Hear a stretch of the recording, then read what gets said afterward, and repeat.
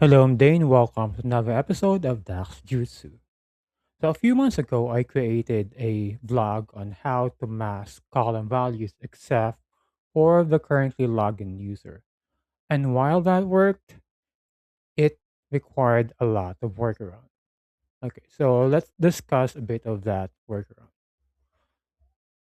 So, our goal here is that if, for example, the login user is Fiona Wilson and Fiona Wilson.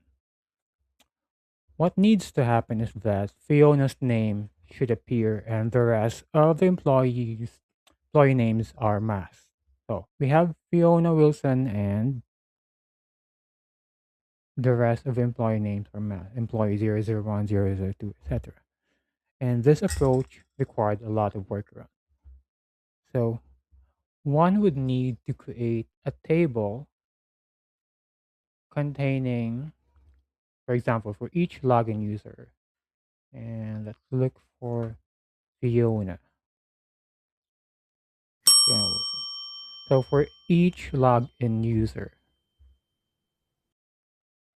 you would need how many employees do we have? We would need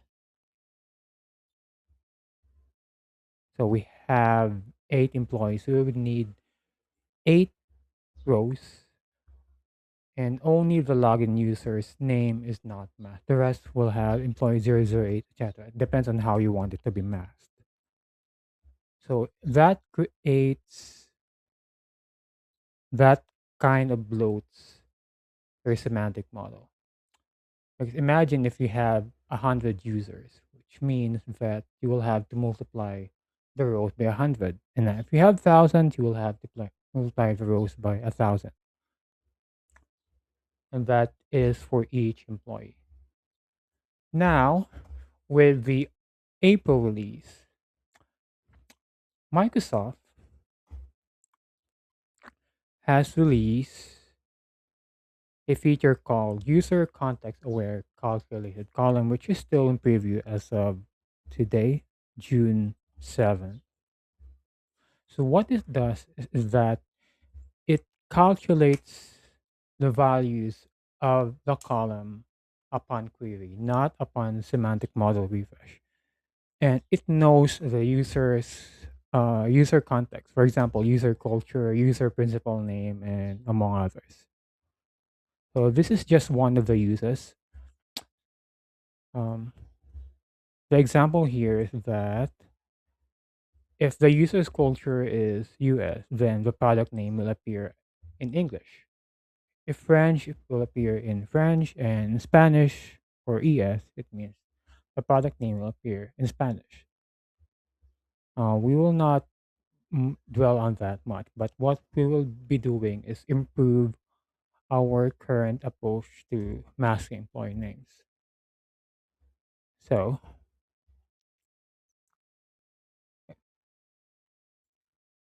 let's go to our employee table and we'll create, oh, I've already created, but I'll delete this. Delete that.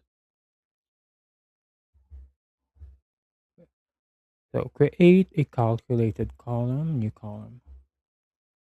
And let's call this mass employee equals. So if user principal name and in the service, this is the currently logged in user's email equals the email in our employee table, then let's return salesperson name. Salesperson name. Otherwise, let's return the employee ID. Employee ID. And this returned an error. It says custom data username, user culture, and user principal names are not supported in calculated columns, tables, etc. That is with the standard calculated columns. However, what we need to do is to change the columns type or column expression context to user context. And we've changed it, but we still have an error.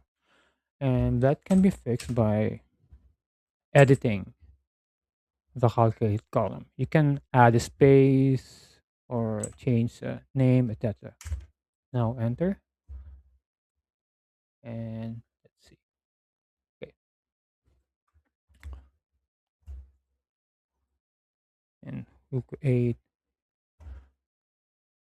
a table. So we have email, employee ID, salesperson name, and mask employee name. Oops, salesperson. And then let's add sales. So what we need to do now is to test employee ID as the user, as the currently logged in user. For example, the currently logged in user is Fiona Wilson. So we copy the email and go to modeling, view as, user access. Oh, sorry, the other user and Fiona Wilson. Okay. Notice that our calculated column mask employee has changed. So Fiona Wilson is now Fiona Wilson, and the rest are employee ID. Let's go to the table view, and it's the same.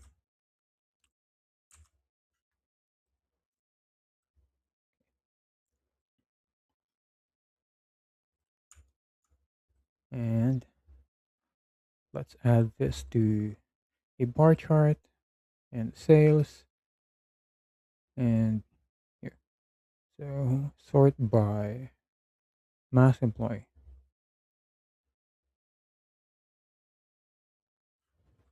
and ascending. Okay. Now, supposing you want the currently login users to always be in the first order, we can simply change our calculated column. So let's add a space before the salesperson name. And okay, now we have Fiona Wilson. Let's try Bob Smith. Modeling. View as.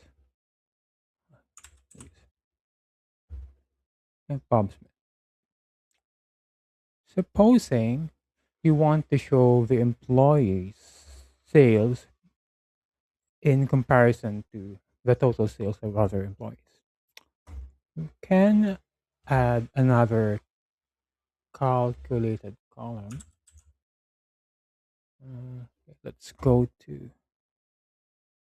diagram view or modeling view. Copy that and other. So employee name, and then we change this to other. And of course, this will return error again. User context.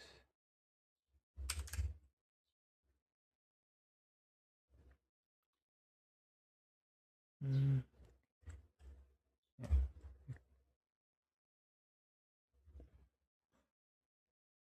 other.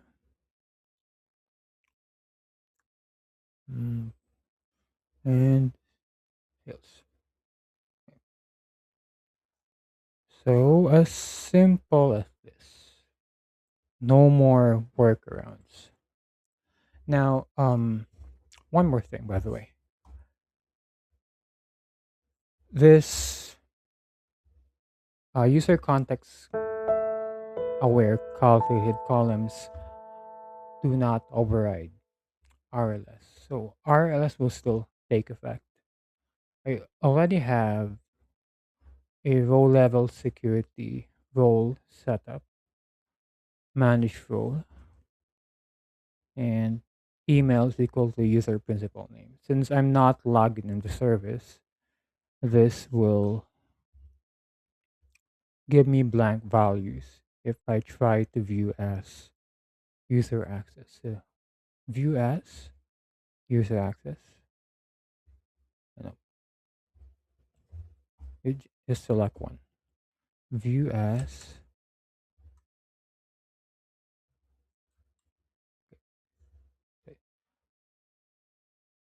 And so the reason why I'm not seeing any values because RLS is in effect and my name is not in the list of emails. Okay. So I hope you've learned something. Thank you for staying with me and have a good one. Bye bye.